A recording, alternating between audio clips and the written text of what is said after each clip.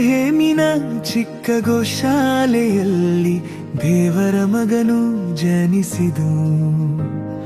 ಪ್ರೀತಿಯ ಬೆಳಕು ಲೋಕವ ತುಂಬಿ ಪಾಪದ ಕತ್ತಲೆ ಓಡಿಸಿದು. ಕುಮಾರನ ಬರುವಿಕೆ ಹೃದಯವ ತುಂಬಿತು, ಆನಂದದ ನದಿಯಂತೆ ಕೃಪೆ ಹರಿಯಿತು.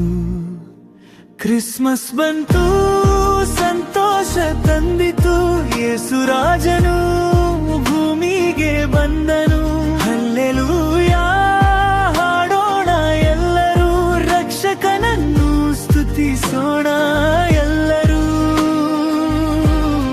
ಕ್ರಿಸ್ಮಸ್ ಬಂತು,